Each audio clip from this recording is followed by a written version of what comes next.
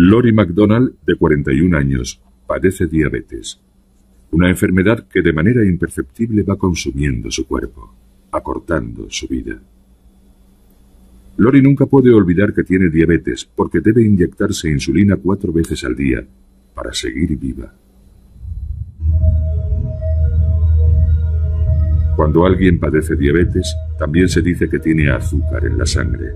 El azúcar en sangre o glucosa es el combustible que hace funcionar nuestro cuerpo. Inunda el torrente sanguíneo después de haber comido y recorre el cuerpo para que lo absorban nuestras hambrientas células. Sin embargo, la glucosa no puede pasar directamente de la sangre a las células. Para atravesar las membranas celulares, la glucosa necesita la ayuda de una hormona llamada insulina. Los diabéticos como Lori no producen insulina. Las células de su cuerpo no pueden conseguir la comida que necesitan de forma natural, y sin su inyección de insulina, Lori moriría. Pero la insulina artificial no es una cura, porque a diferencia de la insulina natural, no puede mantener el nivel de azúcar en sangre estable. Aunque compruebe sus niveles de azúcar 4 veces al día, Lori jamás estará completamente segura de tenerlo bajo control. Por la noche, mientras duerme, su cuerpo a veces se queda sin glucosa, privando al cerebro de su suministro de energía, y sin saberlo, Lori cae en coma. Mi diabetes está en un punto ya que no me doy cuenta de cuándo paso de estar dormida a inconsciente. Así que generalmente no sé cuándo voy a perder el conocimiento. Y es mi hijo quien me encuentra con convulsiones, o peor. Y acabo por despertarme en una ambulancia o en el hospital.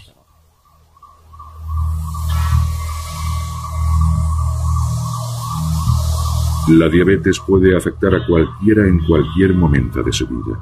La mayoría de los diabéticos desarrollan esta patología en la edad adulta, pero entre el 5 y el 10% la padecen durante casi toda su vida.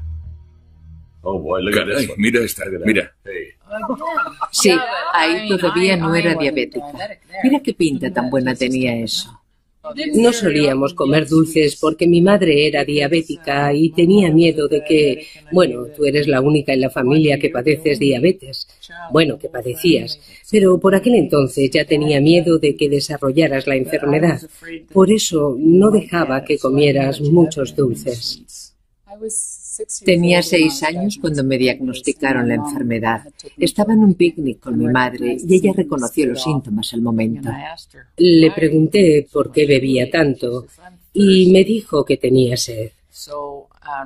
Así que enseguida me preocupé, porque ese es uno de los síntomas de la diabetes, beber mucho.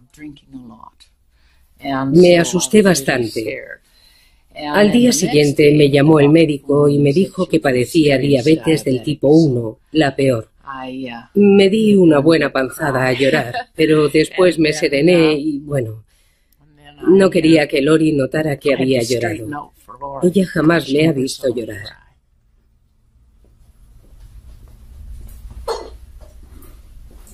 Para Lori, de 6 años de edad, y sus padres, la vida cambió de la noche a la mañana.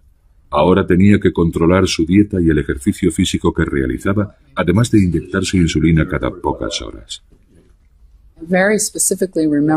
Recuerdo en concreto cómo el médico me decía que pasarían al menos 10 años antes de que se encontrara una cura para la enfermedad. Y yo por entonces tenía 6 años y medio, y me aterrorizó la idea de que faltara todavía tanto tiempo, porque para entonces ya tendría 16 años, sería casi una adulta y ya no podría hacer nada divertido.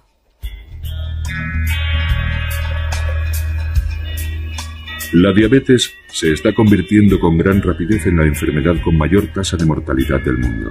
En los últimos 10 años, el número de diabéticos ha aumentado en más de un 30%, y de momento no parece que esta tendencia vaya a cambiar. La principal causa de esta epidemia es el sobrepeso, un problema cada vez más común. Al engordar parece que nuestro cuerpo pierde la habilidad de controlar los niveles de glucosa en sangre. Así es como el 90% de los diabéticos desarrollan la enfermedad y se conoce como la diabetes tipo 2.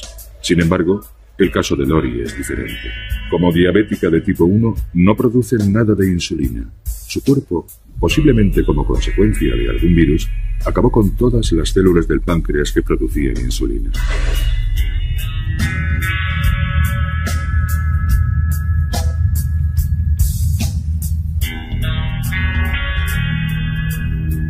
En la ciudad natal de Lori, Edmonton, Canadá, los médicos estudian nuevos tratamientos. El doctor Edmond Ryan dirige la clínica universitaria para el tratamiento de la diabetes. Todos los días atiende a pacientes que sufren complicaciones debidas a la enfermedad. Es una enfermedad muy grave porque provoca muchas otras patologías. Una persona con diabetes tiene mayor riesgo de padecer problemas cardíacos y accidentes cerebrovasculares. También de sufrir enfermedades renales, ceguera, daños en los nervios que pueden desembocar en amputaciones, y todo esto sin olvidar otros problemas sexuales e intestinales. Las implicaciones y ramificaciones de la enfermedad son terribles. ¿Llevas un registro de tus niveles de azúcar? Sí. ¿Cada cuánto tiempo compruebas tus niveles? Para minimizar las posibles complicaciones, los diabéticos deben llevar un control estricto de sus niveles de glucosa en sangre y compaginar una dieta equilibrada y ejercicio regular con las inyecciones de insulina. Es un arte impreciso que requiere un compromiso total. Veo que por la noche lo tienes algo más alto. ¿Es por algo que comes?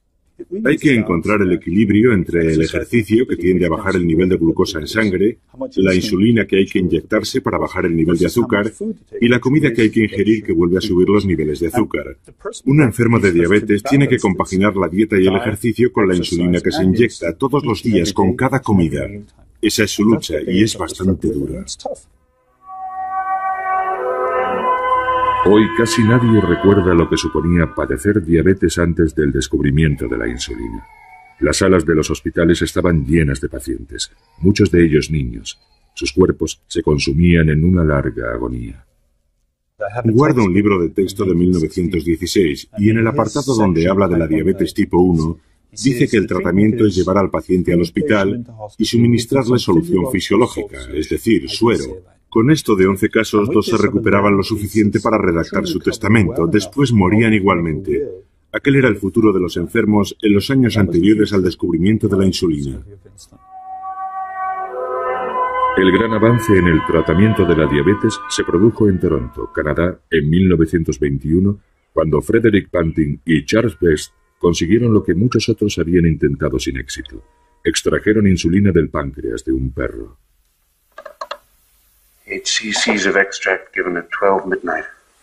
Al volver a inyectar esa insulina en perros diabéticos, casi todos volvían a la vida de forma milagrosa. It's a resurrection. Charlie! El descubrimiento de la insulina fue uno de los grandes logros médicos de la historia.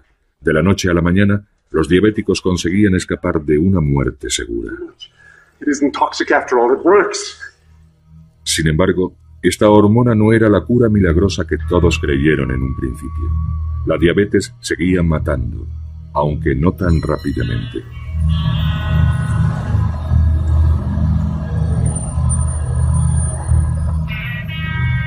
La diabetes no se hereda, pero un niño de padres diabéticos tiene muchas más posibilidades de desarrollar la enfermedad que otros sin ningún caso en la familia. Scott tiene 45 años. Y la diabetes está presente en su familia desde hace 2 generaciones. Este es mi abuelo. Creció en Indiana y desarrolló la enfermedad siendo ya adulto. Fue una de las primeras personas en tratarse con insulina y eso hizo durante un par de años hasta que finalmente murió. Hacía poco que habían descubierto la insulina y se pensó que era la respuesta a la enfermedad. Todavía se desconocía que era bastante más complicado.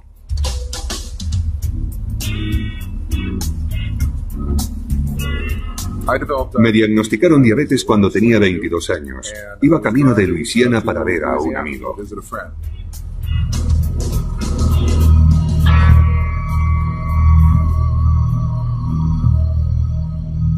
Recuerdo que comencé a sentirme mal y mi estado empeoró conforme avanzábamos hacia el sur.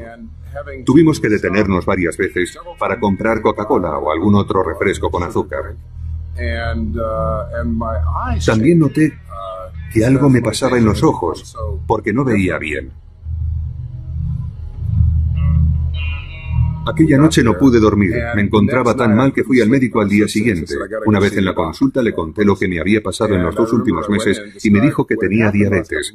Pero para estar seguros me midió el nivel de azúcar en sangre y el resultado se salía de las tablas. Era superior a 800. Increíblemente alto. Me llevé una gran sorpresa y lo primero que se me pasó por la cabeza fue mi abuelo, que murió de esta enfermedad. Después pensé que jamás volvería a comer dulces y luego que aquello no me gustaba nada. La forma en que yo me enfrento a los problemas es aprendiendo todo lo que puedo sobre ellos, de modo que acabé convirtiéndome en un experto en la materia. Y ahí es cuando comencé a investigar sobre la diabetes. Creo que las personas que no padecen diabetes no nos entienden. Cuando piensan en un enfermo de diabetes, piensan en el fastidio de tener que inyectarse insulina a uno mismo. Pero eso no es lo peor. Cualquier diabético le dirá que uno se acostumbra enseguida. El problema es el control estricto y constante de los niveles de azúcar en sangre, no las inyecciones. Si con ponerse 2 inyecciones al día bastara y no hubiera que preocuparse más por el nivel de glucosa, sería una enfermedad menor. Pero es mucho más que eso, porque si te quedas corto con la insulina, el nivel de azúcar en sangre se dispara y si te pasas, se desploma. En la actualidad uno tiende a mantener los niveles lo más bajos posibles, así que por lo general estamos más cerca de caer en un coma hipoglucémico. Todos los días, diabéticos como Scott se mueven por la fina línea que separa niveles altos y niveles bajos de azúcar. El órgano que depende por completo de la glucosa es el cerebro. Cuando el nivel de glucosa de Scott cae demasiado, su cerebro deja de funcionar y cae en un coma diabético. Pero tener un nivel alto de glucosa en sangre es igualmente peligroso para la salud de Scott. Deteriora su cuerpo silenciosamente y de forma gradual, corroyendo y dañando los vasos sanguíneos que alimentan órganos como los ojos, los riñones y el corazón. Lori lleva casi toda la vida conviviendo con la diabetes.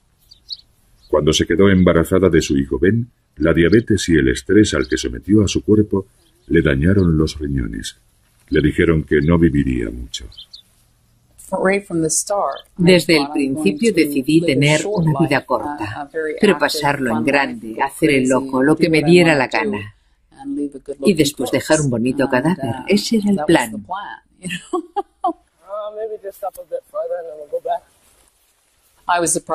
Me sorprendió llegar a los 30, la verdad. De todas formas, yo siempre le hablaba a mi hijo de mi situación. Intentaba prepararle para mi muerte. Quería que supiera la verdad y cómo cambiarían las cosas cuando yo faltase.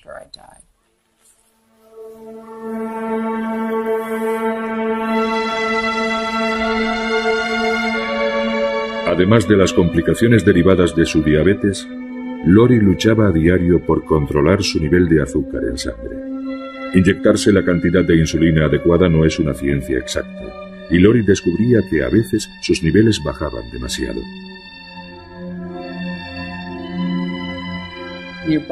Al final el cuerpo se acostumbra a los altibajos de glucosa, así que no te das ni cuenta. Cuando el nivel de glucosa baja demasiado, la mayoría de los diabéticos se sienten débiles o tienen temblores, pero el cuerpo de Lori no mostraba ningún síntoma. Comenzó a sufrir desvanecimientos debidos a la escasez de glucosa en sangre, convirtiéndose así en un peligro para sí misma y para los demás.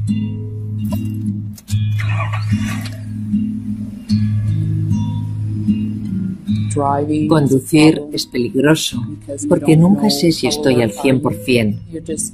A veces voy conduciendo por la carretera y comienzo a sentir que pierdo la concentración, que no veo bien, que tengo problemas para distinguir las líneas discontinuas.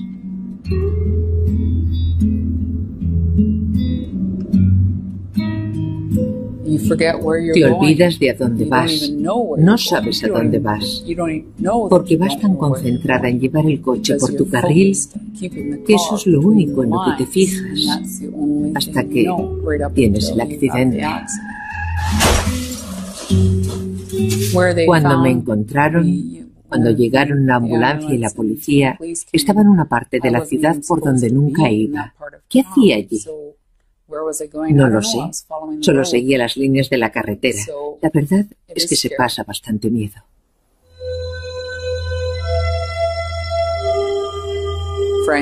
Sinceramente, yo ya no esperaba que encontrasen ningún remedio o cura para mí.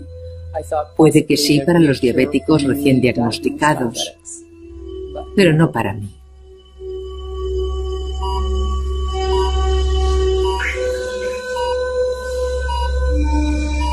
Hasta hace poco, el único tratamiento para la diabetes tipo 1, como la que padece Lori, era un trasplante de riñón y páncreas. Si se encontraban órganos compatibles, los médicos reemplazarían sus riñones desgastados por la diabetes y el páncreas defectuoso. Pero los trasplantes de órganos son peligrosos y con frecuencia fallan. Así que los médicos investigan otros procedimientos que no requieran cirugía mayor y que algún día nos conduzcan a la cura.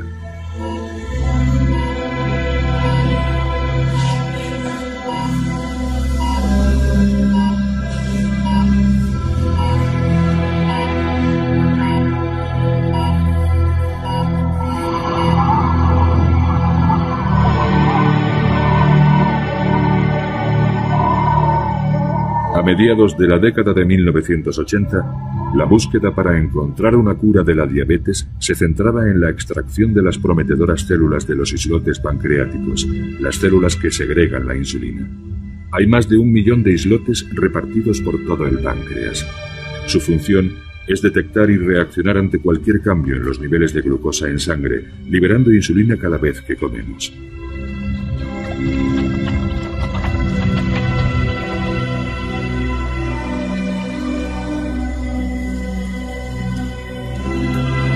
En la Universidad de Alberta, en Edmonton, el doctor James Shapiro pensó que las células de los islotes eran la clave para curar la diabetes. Shapiro es cirujano y ha realizado numerosos trasplantes de riñón y páncreas. Sin embargo, los riesgos de la cirugía le parecían excesivos. Además, estaba convencido de que el trasplante de los islotes era un procedimiento más seguro y eficaz. Cuando trasplantamos el páncreas, trasplantamos un órgano que tiene dos funciones. De todo el páncreas, solo el 1 o el 2% de sus células se dedican a producir insulina. El resto, el 99% restante, está compuesto por células que fabrican jugos digestivos que nos ayudan a digerir los alimentos. Así que si trasplantamos todo el órgano, el reto de la operación no reside tanto en unir todos los vasos sanguíneos, sino en lo que pasa después con esos jugos digestivos. Porque si se produce algún escape o filtración, pueden disolver los tejidos adyacentes y por eso el riesgo de infección es tan alto y las complicaciones que pueden surgir tras la operación tan numerosas. La idea de trasplantar solo los islotes en lugar de todo el páncreas es genial, porque es una forma de librarse de ese 99% de células que no necesitas y que comportan el mayor riesgo en una operación de ese tipo. Además, no hace falta realizar ninguna cirugía, solo necesitas una aguja para colocar las células en el lugar adecuado, así que se trata de una terapia muy atractiva.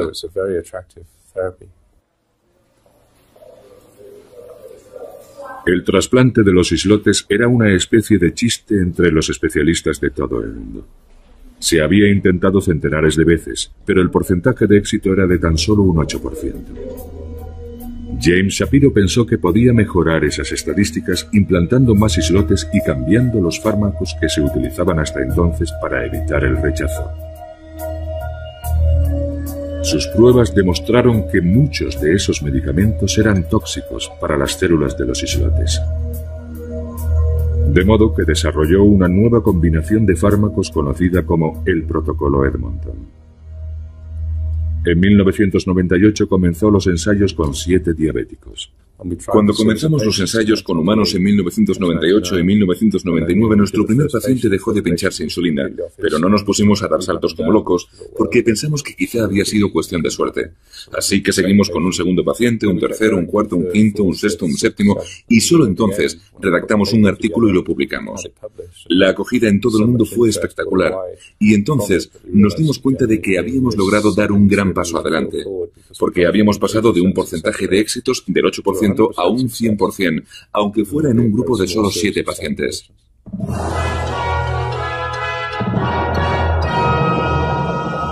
Gran avance en la lucha contra la diabetes.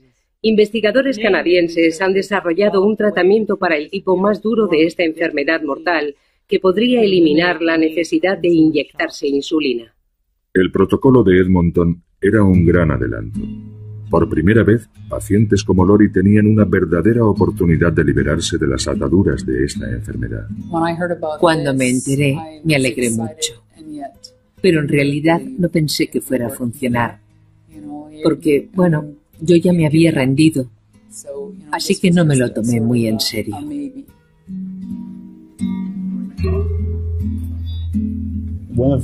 Una de las primeras cuestiones que planteamos a los que querían someterse al trasplante de islotes era: ¿cuál es tu mayor preocupación en relación con la diabetes? Si su respuesta era: me da miedo irme a dormir porque no sé si volveré a despertarme, o me da miedo conducir, o me da miedo quedarme solo con mis hijos porque no me fío de mí, eso me daba una idea de la gravedad de su problema y de si podríamos ayudar con el trasplante de islotes. Bien, ahora voy a tomarte la tensión. El trasplante Edmonton es solo una opción para aquellos que padecen una diabetes severa. Los pacientes deben evaluar si el peligro de su diabetes supera al del trasplante, o más concretamente al del cóctel de medicamentos contra el rechazo que tendrán que tomar después de la operación. Un poco alto, ¿no? Aunque podemos conseguir liberarlos de la insulina y proporcionarles un buen control de los niveles de glucosa en sangre, eso tiene un precio. Y lo pagan al tomar fármacos inmunosupresores y al asumir el riesgo de la intervención. Por eso es muy importante que los pacientes comprendan lo que hay en juego, que no se trata de una simple cura de la diabetes. No es una cura todavía porque cambian la insulina por los inmunosupresores. Si la diabetes es grave, quizá les merezca la pena. Y es entonces cuando nos ponemos manos a la obra. Me daba igual cuáles fueran los efectos secundarios, si me proporcionaba un control fiable al 100%, si recuperaba mi vida. ¿Cómo me podían importar los efectos secundarios? Lo que quiero decir es que no importa cuál sea el coste o a qué debas renunciar, porque recuperar el control de tu vida es algo que no tiene precio.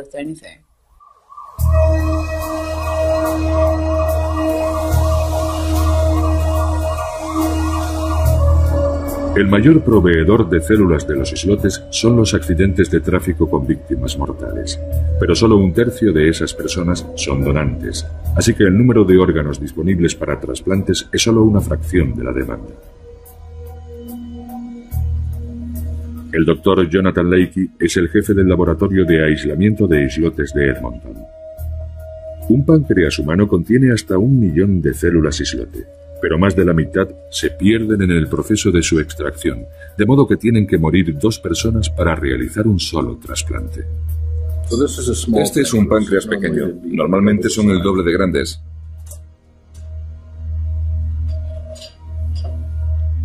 Son muchos los factores a tener en cuenta a la hora de extraer los islotes del páncreas de un donante. Por ejemplo, la edad del donante, la causa de su muerte, cuánto tiempo ha tardado en llegar el órgano hasta nosotros, aquí en Edmonton. Cuando comenzamos el proceso de extracción, el órgano pesa aproximadamente entre 100 y 150 gramos. Durante el proceso, le quitamos el tejido disuelto, que se ha convertido en una especie de sopa, y luego limpiamos la porción que contiene los islotes.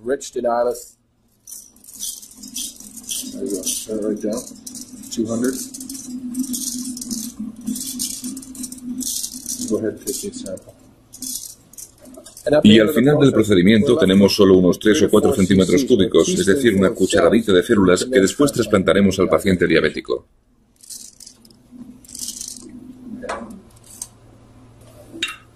El proceso de extracción de los islotes dura unas 8 horas. El Dr. Leakey toma muestras de células constantemente para saber cuál es el momento óptimo para su extracción.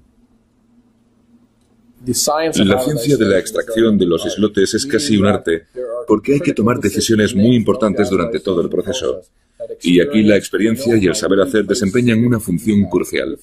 Si tomas la decisión equivocada o lo haces demasiado tarde, entonces los islotes se disocian o se separan en células individuales. Y las células sencillas no funcionan. Necesitamos extraer el islote como una unidad.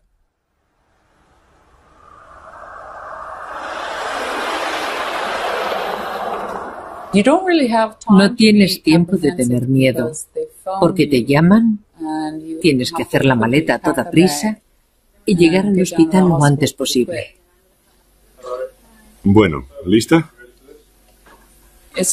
No te dicen, bueno, dentro de una semana te haremos el trasplante. Es, ven ahora.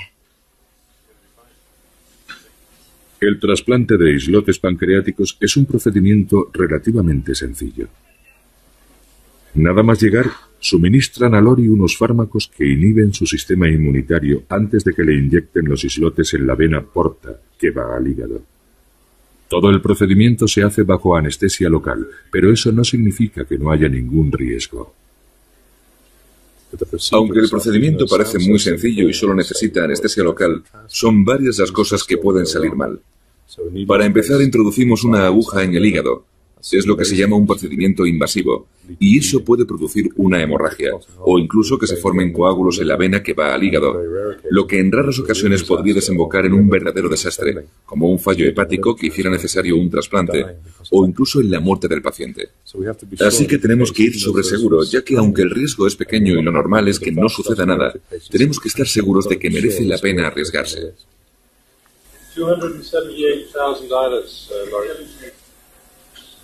Los islotes fluyen con la sangre hasta llegar al hígado y después se alojan en su vena más pequeña. Allí se instalan y probablemente se ponen a trabajar inmediatamente. Después del trasplante, el paciente no necesitará insulina de inmediato y su nivel de glucosa en sangre bajará a niveles normales. Por eso creo que los islotes funcionan nada más implantarse.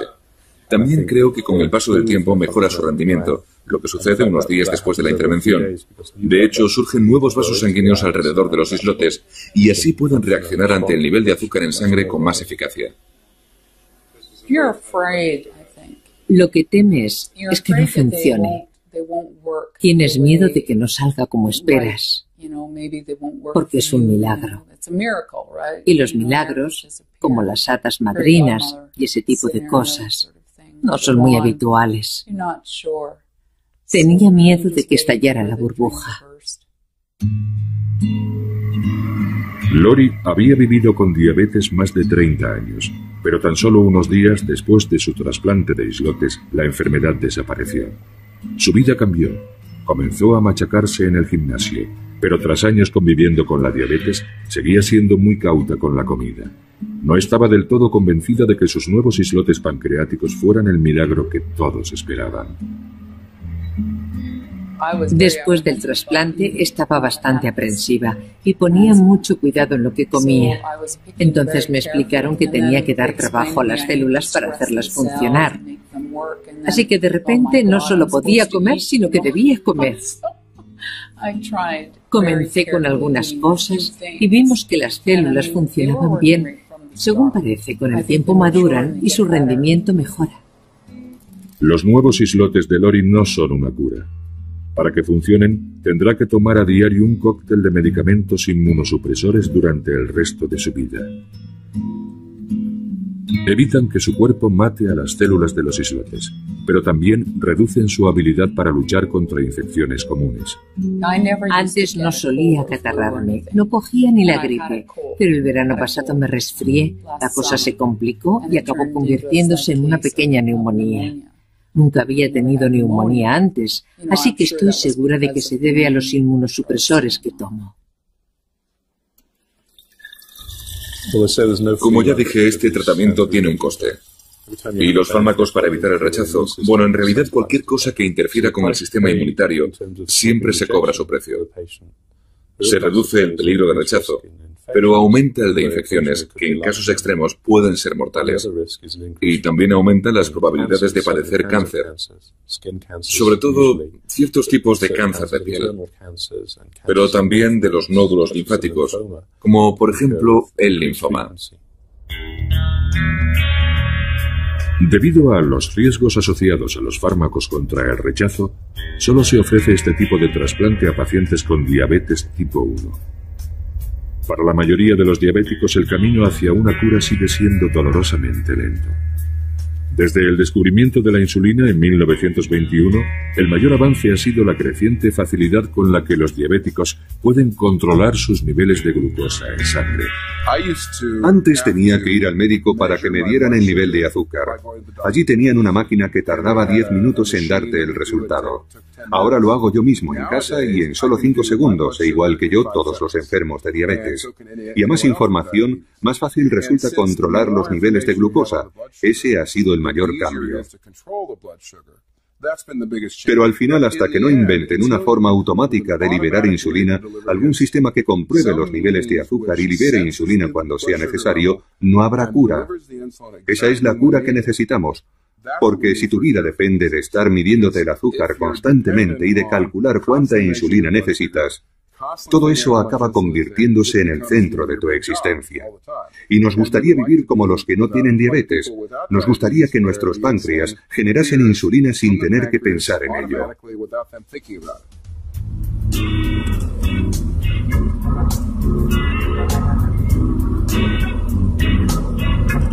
A Scott le diagnosticaron diabetes justo cuando comenzó a trabajar en Wall Street. Gestionaba carteras de valores, pero pronto descubrió que su verdadera vocación era encontrar una cura para la diabetes. Creo que la mayoría de la gente piensa que la diabetes se cura con las inyecciones de insulina, y eso no es cierto. Yo me busqué a alguien que me informó sobre qué se estaba investigando con relación a la diabetes. Me enteré de quiénes iban a ganar dinero con la enfermedad, qué línea de investigación era la más prometedora, y al final me dije, si creo que esto es lo que hay que hacer para encontrar una cura, debería intentarlo yo mismo.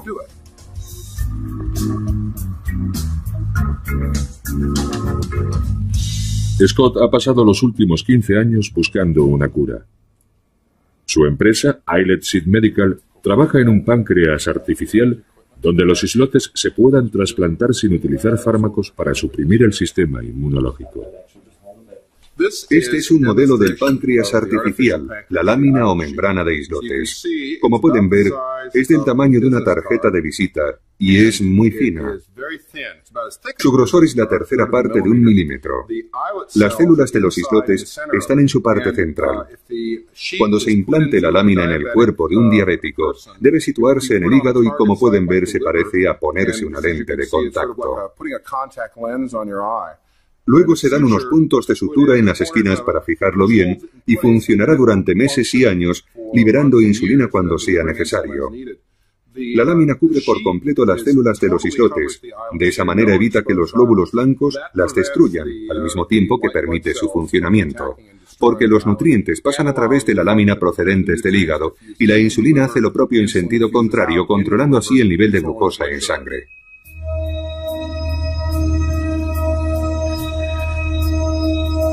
Para que la lámina de islotes de Scott funcione, tiene que engañar a nuestro eficaz sistema inmunitario, sobre todo a los glóbulos blancos, que circulan por el cuerpo en busca de cualquier ente extraño.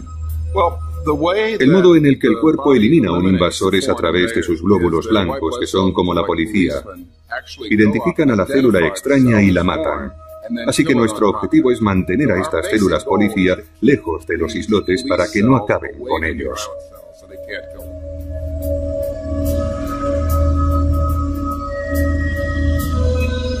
Si los glóbulos blancos detectan una sola célula de los islotes, matarán también a todas las que haya a su alrededor. Así que los islotes tienen que estar perfectamente aislados. Sin embargo, no solo los islotes deben eludir la presencia policial.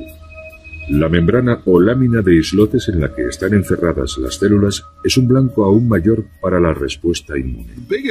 El mayor problema que tenemos que resolver es encontrar un material que nuestro sistema inmunológico no ataque. En general, cuando se implanta algo en el cuerpo, este asume que se trata de algún parásito que quiere matarle, y resulta complicado encontrar una sustancia que no genere este tipo de reacción.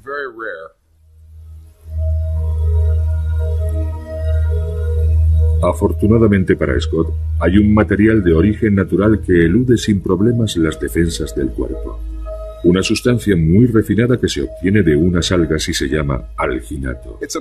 Es un milagro que algo así exista. No lo entiendo, pero lo cierto es que se trata de una sustancia que el cuerpo no identifica como extraña y por lo tanto no ataca.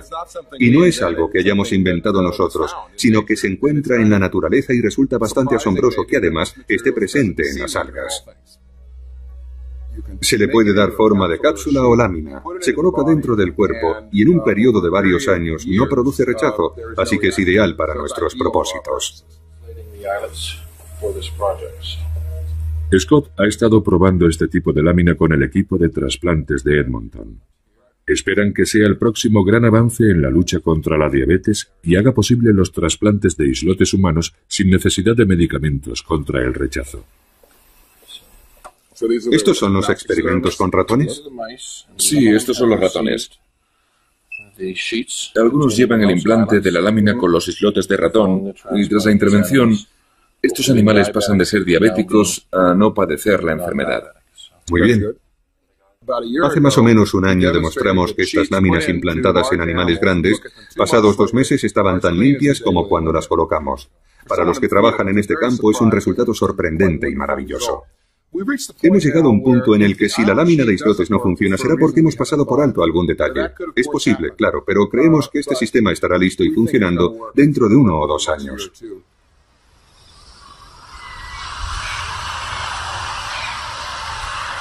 Ahora, el reto para Scott es pasar a los ensayos con humanos.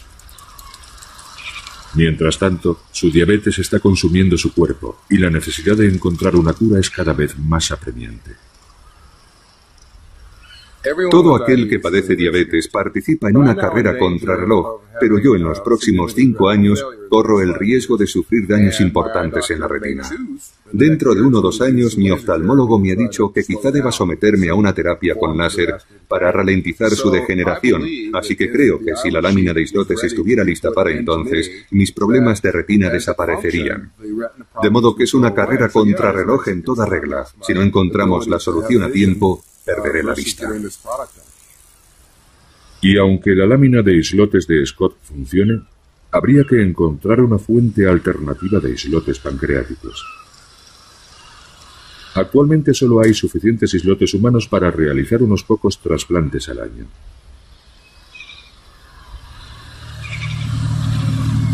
Sin embargo, al otro lado del mundo, un médico investiga un controvertido tratamiento que quizás sea la clave para la cura.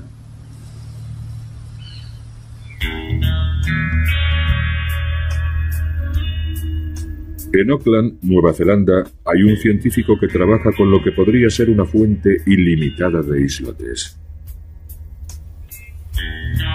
El profesor Bob Elliott trata casos de diabetes desde la década de 1960. En los primeros años de su investigación, decidió que tenía que haber una solución mejor que la insulina. Mi madre padecía diabetes y cuando me uní al grupo de investigación, mi viejo profesor escocés me dijo: si quieres dedicarte a esto, elige algo que realmente te interese.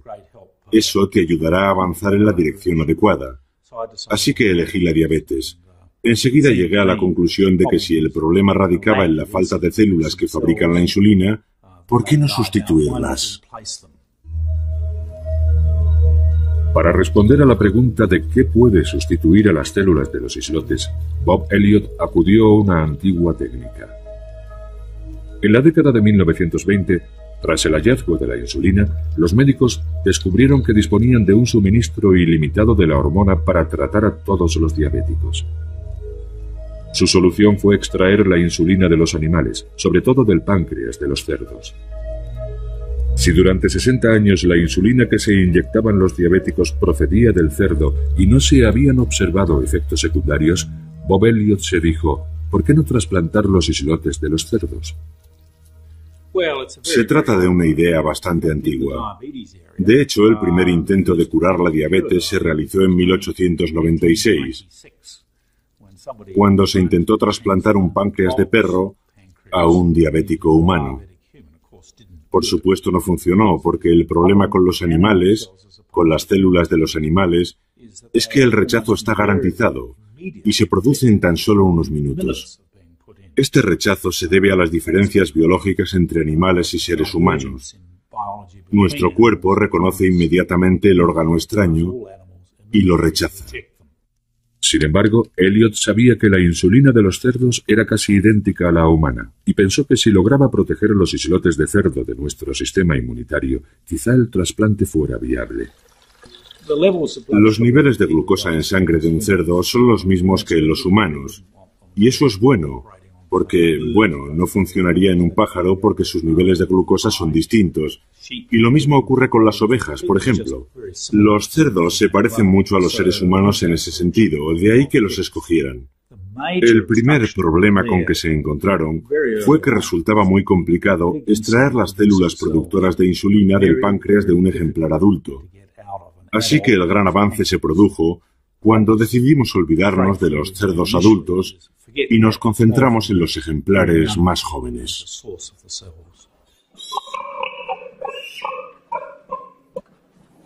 Pero son muchas las personas que no consideran correcto implantar células de cerdo dentro de seres humanos, y el trabajo de Elliot es algo controvertido. El primer inconveniente es que produzca asco, y es algo más común de lo que cabría pensar. Para muchas personas, la mera idea es ofensiva, y lo comparan con algunas prácticas sexuales aberrantes. Sienten que no está bien. Y yo lo entiendo porque mi mujer es una de esas personas. Sin embargo, la mayoría de los diabéticos con los que he hablado no tienen este problema. De hecho, me sobran los voluntarios. En 1996, tras utilizar con éxito islotes de cerdo para curar la diabetes en animales, Bob Elliot pasó a los ensayos con humanos. Uno de los primeros voluntarios fue el dueño de una tienda de instrumentos musicales, Michael Hellier. Cuando uno padece una enfermedad tan grave como la diabetes, siempre estás atento ante cualquier tratamiento nuevo. Así que cuando me hablaron de los trasplantes de islotes, enseguida me interesé. Puede que en un primer momento la idea resulte algo chocante, pero si lo piensas bien, no se trata de nada malo. Si padeces diabetes, es una muy buena opción. La insulina de cerdo me ha mantenido vivo, a mí y a millones de personas como yo. Entonces, ¿por qué no utilizar las células productoras de la insulina? Después de todo, son ellas las que se encargan de regular el nivel de glucosa. Se activarán cuando sea necesario y dejarán de funcionar cuando no las necesite. Es lo más parecido a tener islotes propios. En octubre de 1996, Elliot realizó el primer trasplante de islotes de cerdo. El paciente era Michael Hellier. Le introdujeron una cánula a través de la cavidad abdominal y le inyectaron las células de los islotes.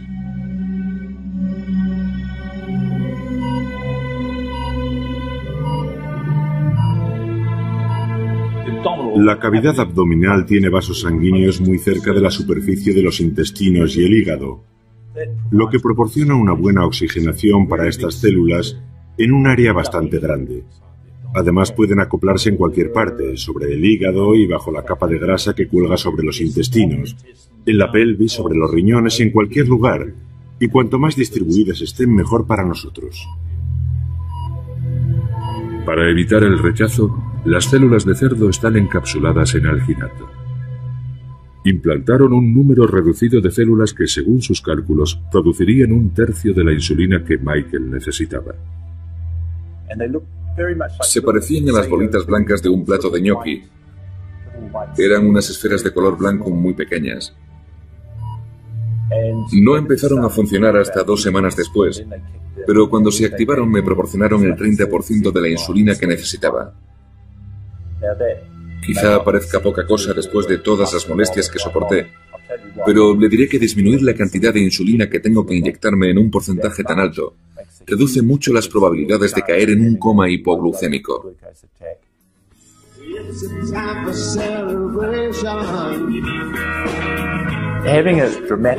Aquel logro me dio mucha moral, porque por fin, por primera vez en más de 20 años, mi cuerpo estaba produciendo insulina de nuevo. Era casi como ser normal otra vez. Y eso me animó muchísimo.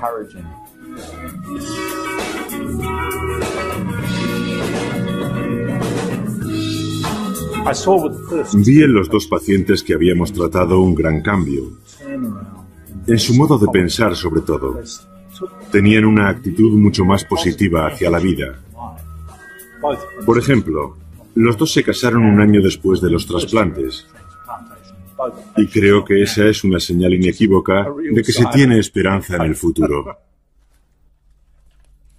Durante 2 años, los islotes de cerdo proporcionaron a Michael el 30% de su insulina, pero se fueron desgastando gradualmente y ahora ha vuelto a inyectarse la dosis normal. En primer lugar, no le implantamos suficientes células, no sabíamos cuántas serían necesarias, así que pensamos en un número y lo dividimos por 3. Fuimos muy cautos, no queríamos implantar demasiadas células en el primer experimento. De hecho, era la primera vez que se hacía en el mundo, así que fuimos con mucho cuidado. Las células trasplantadas tuvieron que trabajar muy duro, no descansaron. Y sabemos que las células que no dejan de producir insulina día y noche, sin periodos de descanso, se desgastan rápidamente. Bob ha pasado los últimos 5 años mejorando su técnica de trasplante de islotes de cerdo. Sin embargo, el gobierno de Nueva Zelanda, temiendo el contagio de un virus del cerdo al ser humano, ha suspendido los ensayos clínicos.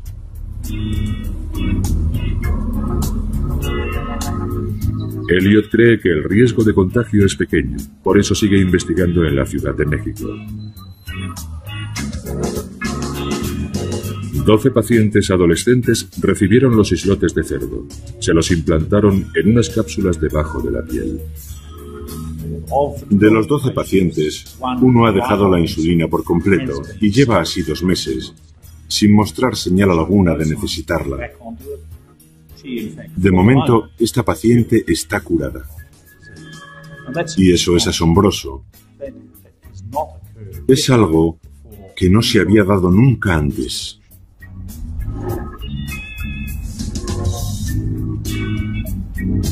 Bob Elliot todavía no ha dado con la cura. Nadie sabe durante cuánto tiempo funcionarán las células de cerdo, y son necesarios más ensayos para mejorar el porcentaje de éxitos. Actualmente es de 1 entre 12. Para Lori McDonald, el trasplante de islotes humanos le ha cambiado la vida. 18 meses después, se siente mejor que nunca, y sus nuevas células siguen proporcionándole la insulina que necesita. Vivir con miedo no es vivir. Y yo ahora me estoy resarciendo de todo el tiempo perdido. Después de más de 1 año sin pincharme y sin tener desvanecimientos de ningún tipo, por fin estoy disfrutando de la vida. Es increíble y sería incapaz de darle un valor, de ponerle una cifra. Pero es como estar de vacaciones de la diabetes. Los pacientes lo llaman cura, pero en realidad no es una cura, porque no vale para cualquier enfermo de diabetes. Lo que sí proporciona a todos es esperanza, porque ven a diabéticos como ellos que han sufrido una intervención menor, que se han librado de las inyecciones de insulina por completo y que además permanecen así durante más de 2 años. De modo que es un gran paso adelante y nos llena de esperanza a todos.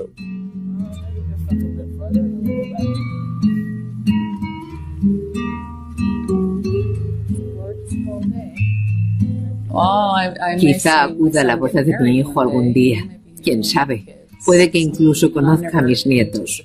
Una posibilidad en la que nunca había creído. Pero es posible que ahora viva más años. Y ya sé que hay efectos secundarios, lo sé, porque estoy tomando fármacos nuevos y hay muchas incógnitas. Pero, a pesar de todo, bueno, digamos que voy a revisar mi testamento. Dejémoslo ahí.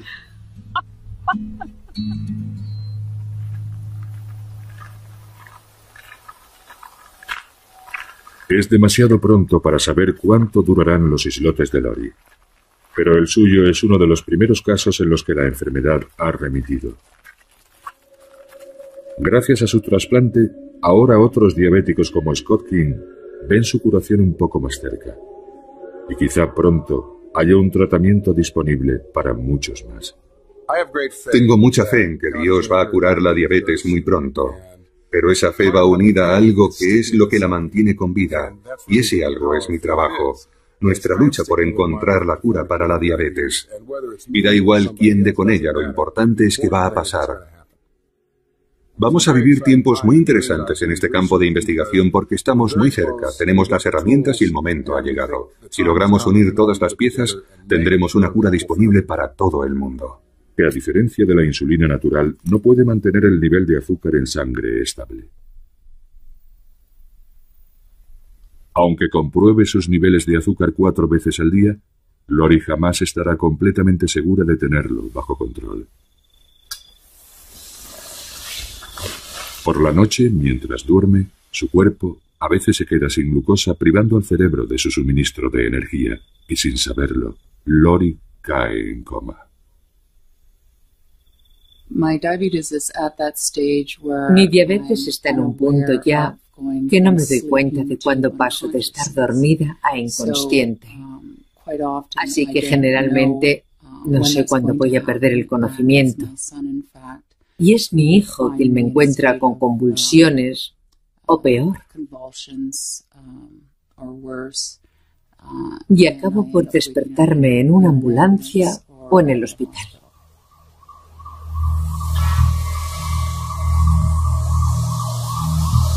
La diabetes puede afectar a cualquiera en cualquier momento de su vida. La mayoría de los diabéticos desarrollan esta patología en la edad adulta, pero entre el 5 y el 10% la padecen durante casi toda su vida. Y es como el 90% de los diabéticos desarrollan la enfermedad y se conoce como la diabetes tipo 2. Sin embargo, el caso de Lori es diferente. Como diabética de tipo 1, no produce nada de insulina. Su cuerpo, posiblemente como consecuencia de algún virus, acabó con todas las células del páncreas que producían insulina.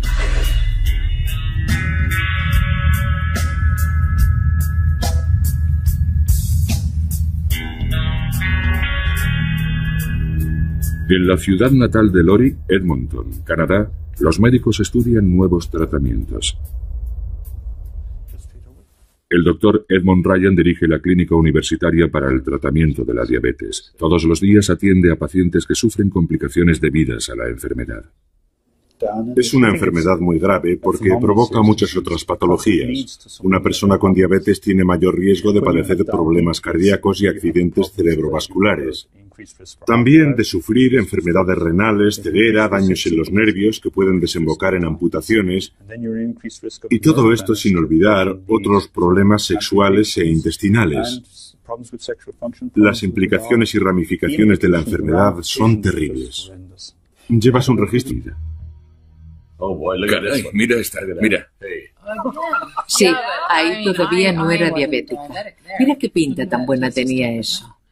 No solíamos comer dulces porque mi madre era diabética y tenía miedo de que, bueno, tú eres la única en la familia que padeces diabetes.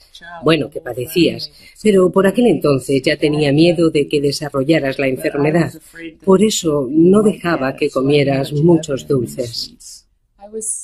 Tenía 6 años cuando me diagnosticaron la enfermedad. Estaba en un picnic con mi madre y ella reconoció los síntomas al momento. Le pregunté por qué bebía tanto y me dijo que tenía sed.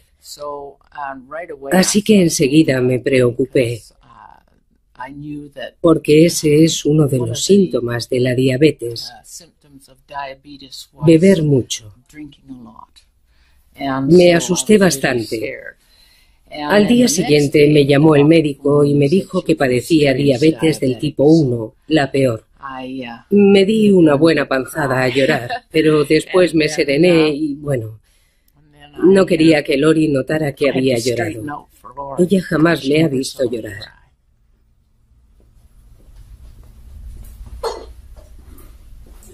Para Lori, de 6 años de edad, y sus padres, la vida cambió de la noche a la mañana. Ahora tenía que controlar su dieta y el ejercicio físico que realizaba, además de inyectarse insulina cada pocas horas. Recuerdo en concreto cómo el médico me decía que pasarían al menos 10 años antes de que se encontrara una cura para la enfermedad. Y yo por entonces tenía 6 años y medio. Y me aterrorizó la idea de que faltara todavía tanto tiempo, porque para entonces ya tendría 16 años, sería casi una adulta y ya no podría hacer nada divertido.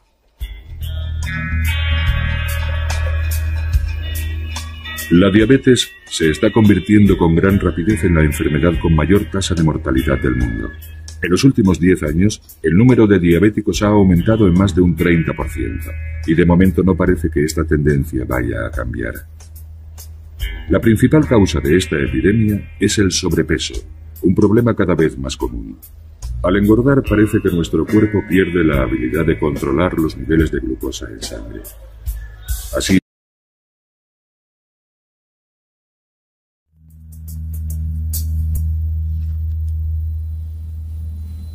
Lori McDonald, de 41 años, padece diabetes, una enfermedad que de manera imperceptible va consumiendo su cuerpo, acortando su vida. Lori nunca puede olvidar que tiene diabetes porque debe inyectarse insulina 4 veces al día para seguir viva. Cuando alguien padece diabetes, también se dice que tiene azúcar en la sangre. El azúcar en sangre o glucosa es el combustible que hace funcionar nuestro cuerpo. Inunda el torrente sanguíneo después de haber comido y recorre el cuerpo para que lo absorban nuestras hambrientas células.